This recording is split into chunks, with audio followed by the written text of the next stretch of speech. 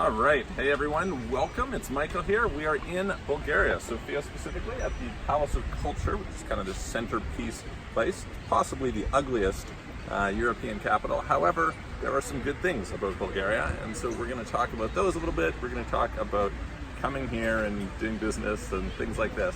So, let's see, where can we start? Well, first of all, why would you want to come here? Well, you'd want to come here primarily for, I would say, arguably three main reasons. Okay, one is it's easy to get residence here, especially if you're a European citizen.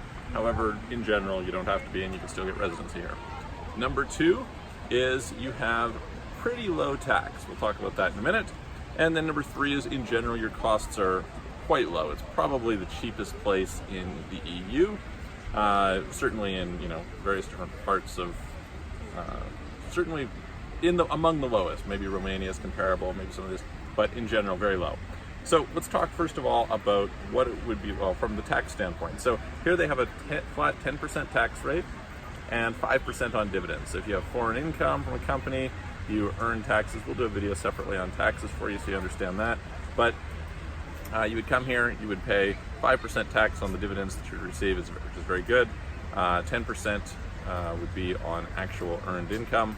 And if you're in a situation which is also 10% flat business tax, and then if you're having to pay socials, the socials are capped at around 500 euros a year, which is super competitive on a high income. If you were to compare to Sweden or something like that, where you could end up paying basically as much in your wages as you do in socials, maybe slightly exaggerating, but it's a lot, right?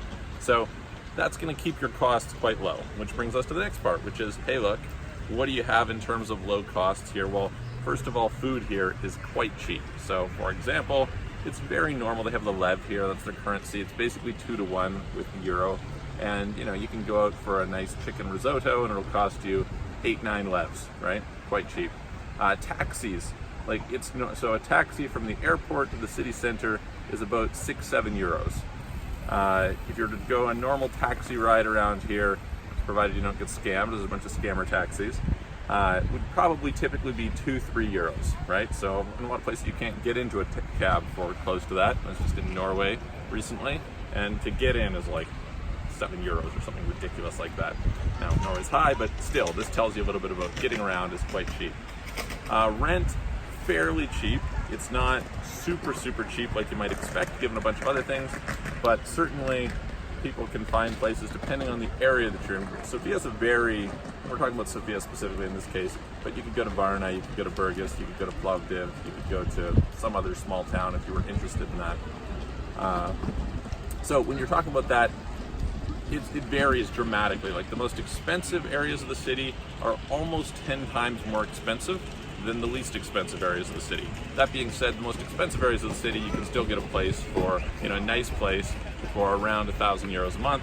So that tells you, in the cheap places, you could get something for, a couple hundred euros a month, depending on how big it is and what there is, etc. Although there's some weirdness, honestly, there's some weirdness in a bunch of Europe around how they do, say, bathrooms and things like this. So, personal preferences, things to pay attention to, and so on and so forth.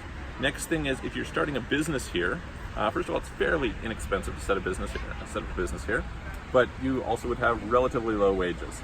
So, not quite as low as, let's say, the Philippines, not quite as low as Serbia. However, still quite inexpensive. You can certainly get full-time people, depending on where you are in the city. It'll be more expensive in Sofia, where you are in the country. It'll be more expensive in Sofia than in some other places. Different roles vary. Like a coder is typically going to run you 1,500 to 3,000 euros a month, depending. If you're talking about a normal person in Sofia, you're talking about, typically less than 1,000 euros a month for a full-time person. Again, what do they have for languages, things like this, which is a disadvantage, okay? So English here is not amazing. You can get by in most ways. However, banks, almost nobody speaks English. When you say you want to hire a maid or something to clean your place, well, it's going to cost more because you want somebody who's English, and so and they don't speak other languages. It's not like, oh, hey, well, we're in Belgium and they speak French, or maybe they speak German or something like that. No, they just speak Bulgarian, and sometimes English is pretty much the norm. So anyway, that's that.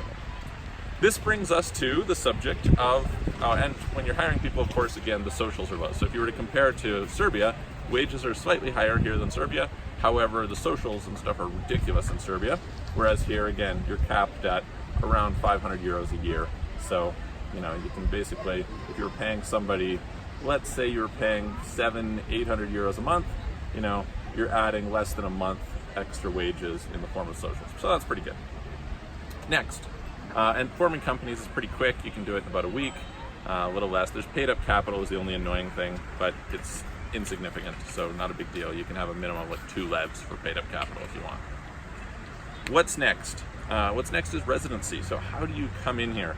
Well, for European citizens, super easy. You could move here, open a company, get your residency in like a few days. Very, very simple. If you're not European and you want to come in, you have more or less 2 options, minus, you know, job opportunities, of course, which really probably isn't what we're talking about, but you can certainly go that route.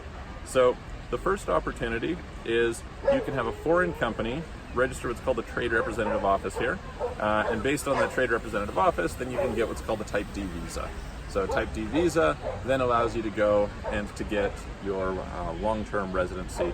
When you're doing it as a European, you can get like a 5-year program. There's beautiful dogs here, by the way. That's like, they're barking in the background, you can hear. There's like, in terms of good things in Bulgaria, they have a lot of really, really nice dogs. It's like probably the biggest dog culture that I've seen anywhere in the world, so that's really nice. And then if you're to talk about, they have lots of nice cars here too, which is kind of part of their show-off culture. Whether you're for or against that, you'll see Lamborghinis and Ferraris and things like you're in some high-end country and think, what's going on here? So anyway, getting back to the subject of residency. So with the Type D visa, all right, so you get a Type D visa, then you apply for your long-term residency stay. That'll give you a year if you're a foreigner. It's 5 years if you're a European citizen. So you have to renew annually. Not that big a deal. It's a bit of a hassle because you have to get all your documentation, then you have to take it to the Bulgarian embassy outside of Bulgaria, typically in your home country, although you can kind of work around that.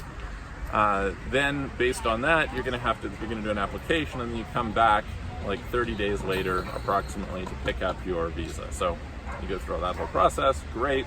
Then when you come, so that's for getting your Type D visa. Then you take that information and you go and you apply at the immigration office.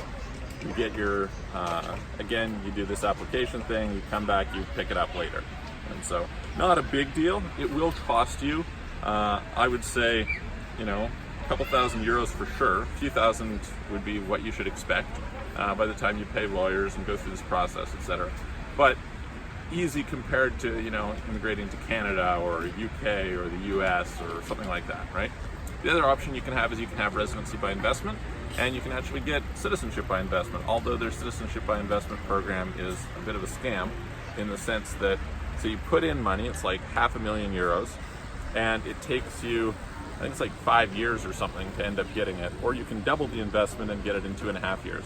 And so, anyway, lots of different options for if you want to go that route. They're supposed to be closing that program down, and you know, then maybe they will do a system by donation, which would be, you know, obviously better. So anyway, the good news is it's part of the EU, so you'd have that, but it's not Schengen, so that's kind of a disadvantage. However, they are borderline for getting into Schengen. If they do, that could be really good.